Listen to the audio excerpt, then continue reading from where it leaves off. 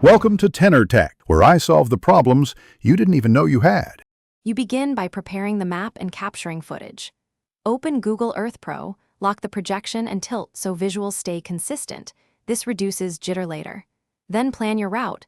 Drop place marks at every key location and adjust camera angles to frame each shot.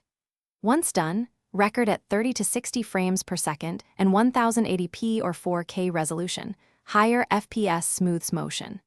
Make sure to write timestamps for segments, because you'll reference them during rough cuts and narration alignment.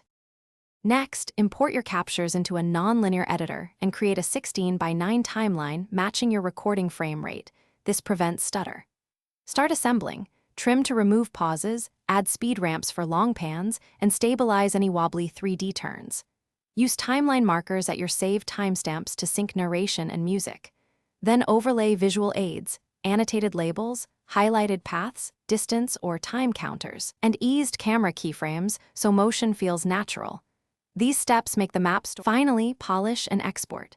Start with subtle color grading, boost contrast and slight saturation so labels remain readable, then check overall exposure. Balance narration and background audio.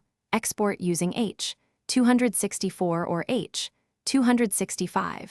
For 1080p, choose 12 to 25 megabits per second and bump that for 4K. Once exported, verify captions and metadata. If playback or artifacts occur, clear the editor cache and re-render a short test clip. Codec mismatches are the usual culprit, so try an alternate encoder or lower bitrate to isolate the problem. Thanks for watching. Subscribe to keep your life in tune.